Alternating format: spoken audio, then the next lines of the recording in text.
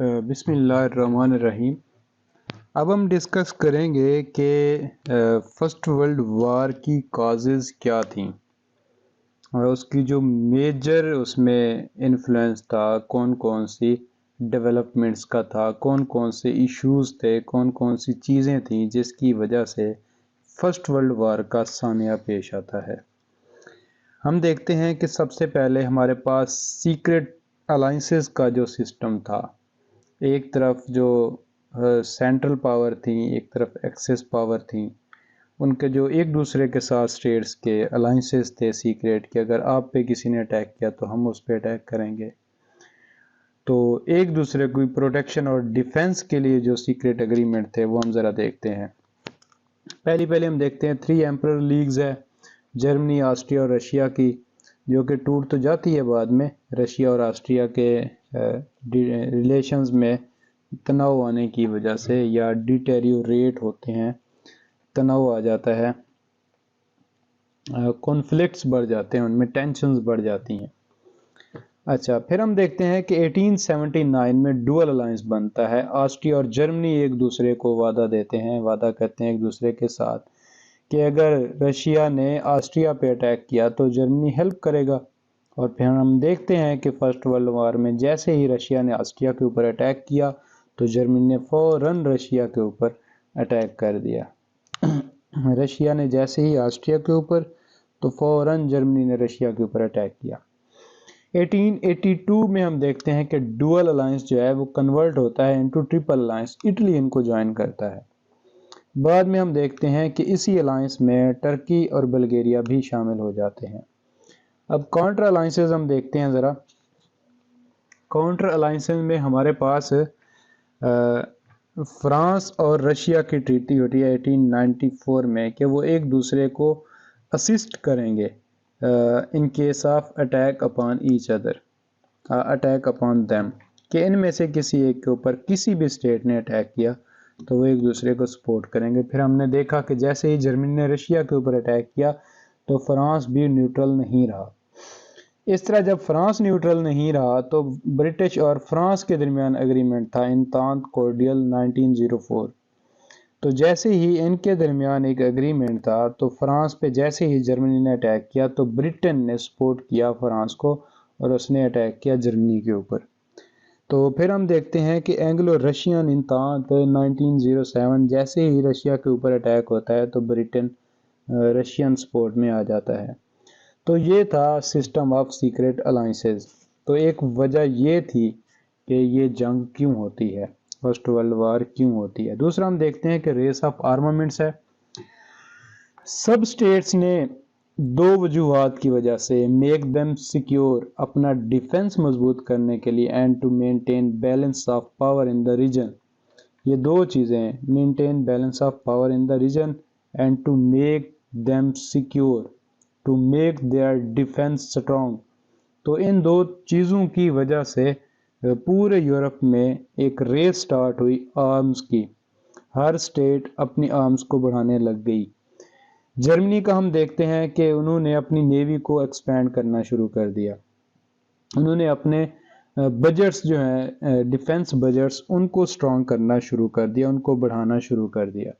ہم دیکھتے ہیں کہ جرمنی نے 235% تک اضافہ کیا اپنے بجٹ میں، رشیا نے 214% اضافہ کیا اپنے ڈیفنس بجٹ میں، اٹلی نے 185% اضافہ کیا اپنے ڈیفنس بجٹ میں، انگلینڈ نے 180% اضافہ کیا اپنے ڈیفنس بجٹ میں، آسٹریا نے 155% اضافہ کیا اپنے ڈیفنس بجٹ میں، اور ہم دیکھتے ہیں کہ فرانس نے 133% اضافہ کیا اپنے ڈیفنس بجٹ میں۔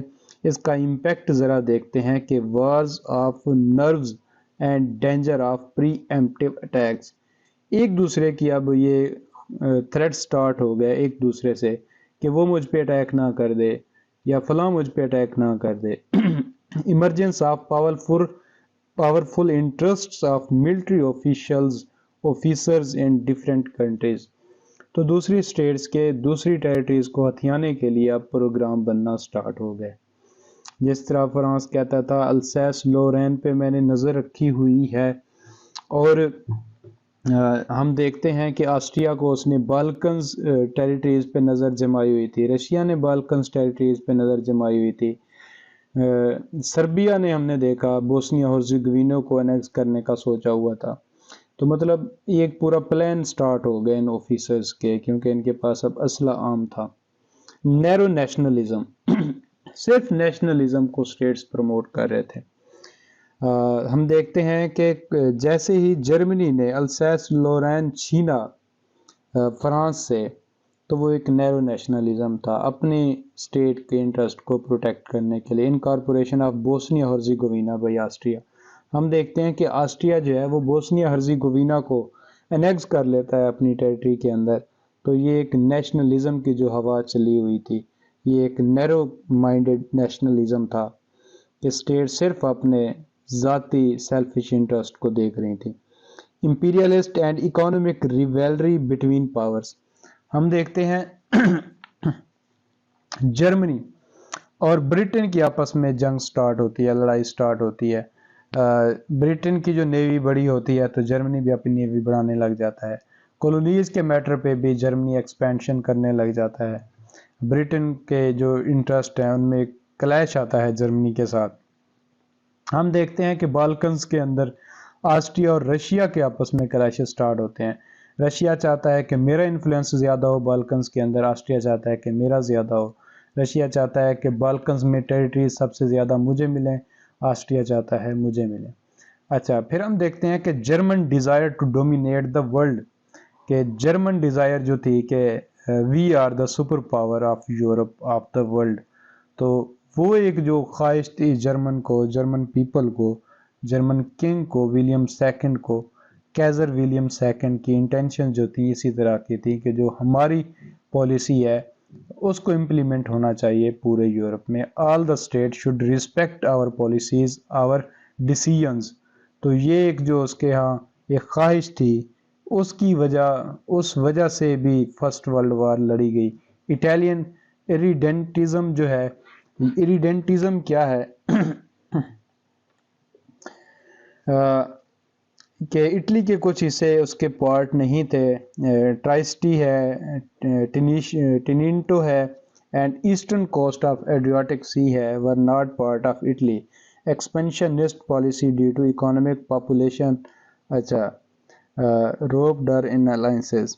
اچھا، اٹالین جو ایک وش تھی کہ ہم یہ علاقہ بھی لے لیں، یہ بھی لے لیں، ایکسپینشنزم کی جو پالیسی تھی اٹلی کی، وہ بھی ایک ریزن تھی فرسٹ ورلڈ وار میں۔ پھر ہم دیکھتے ہیں کہ French desire to recover Alsace Lorraine, جو جرمنی نے 1871 میں السیس اور لورینس یہ دو علاقے، لورین اور السیس، یہ جو دو علاقے جرمنی نے انیکس کیے تھے 1871 میں، وہ بدلہ لینا چاہتا تھا، ان کو واپس لینا چاہتا تھا۔ تو اس وجہ سے فرانس کاؤنٹر الائنسز میں گیا جرمنی کو شکست دینے کے لیے، جرمنی سے بدلہ لینے کے لیے۔ Change in the style of diplomacy, پہلے جو ڈپلومیسی تھی وہ ایک کمپرومائزڈ پالیسی ہوا کرتی تھی، لیکن اب کمپنسیشن پالیسی تھی کہ ہمیں بدلے میں کچھ ملے، بدلے میں کچھ ملے۔ تو پہلے ایک تھا کہ ایک لچک ہوا کرتی تھی، فلیکسیبلٹی تھی، اب وہ چیز نہیں رہی۔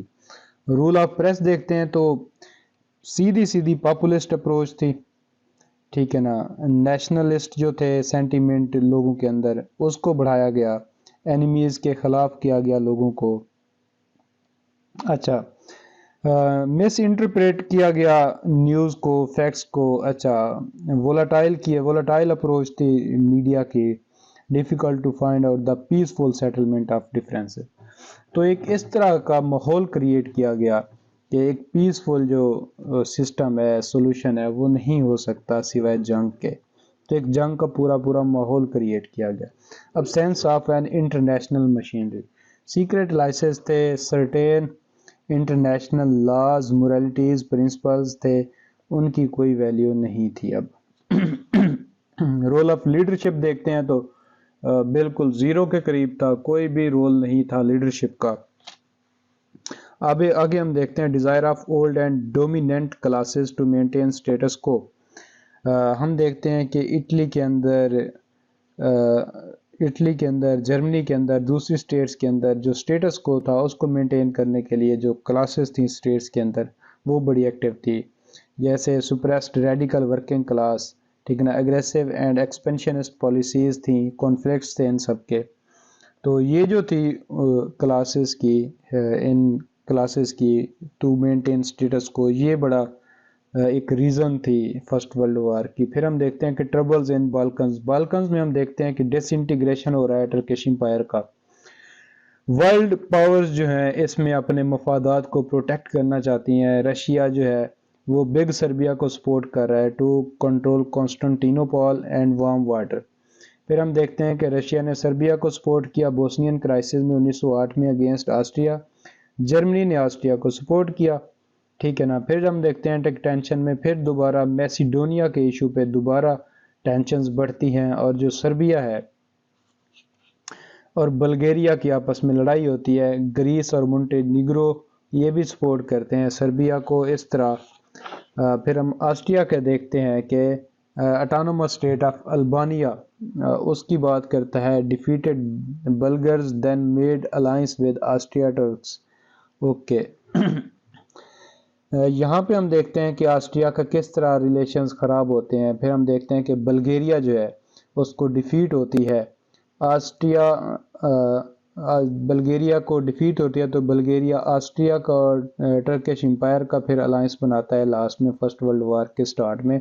پھر امیڈیٹ کاز ہم دیکھتے ہیں کہ وہ جو سارا جیوو میں اسیسینیشن ہوتا ہے آرک ڈوک کا، فرڈینینڈ کا اور اس کی وائف کا، بلیک ہینڈ ممبرز کے ہاتھوں، جو کہ ایک سلیوک آرگنائزیشن تھی، سیکرٹ آرگنائزیشن تھی، سلیوک نیشنلزم کے اوپر ورک کر رہی تھی، ان کے ہاتھوں. تو جس کی وجہ سے فرسٹ ورلڈ وار کا سٹارٹ ہوتا ہے. آسٹریا الٹیمیٹم دیتا ہے، پھر آسٹریا اٹیک کرتا ہے سربیا کے اوپر، پھر رشیا وار میں آتا ہے، پھر جرمنی آتا ہے، پھر فرانس آتا ہے، پھر بیلجیم آتا ہے، تو پھر بریٹن آتا ہے. تو that all are the causes of First World War. تو یہ تو ہم نے دیکھی فرسٹ ورلڈ وار کی کازز. نیکسٹ لیکچر میں ہم دیکھیں گے کہ فرسٹ ورلڈ وار کے کورس کیا تھا، کہاں کہاں پہ وہ لڑی گئی، اس کے مین ایونٹس کیا تھے، پھر اس میں کون ہارا کون جیتا، کس نے کیا پایا کس نے کیا کھویا. تو تب تک کے لیے اللہ حافظ، اپنا خیال رکھیے گا.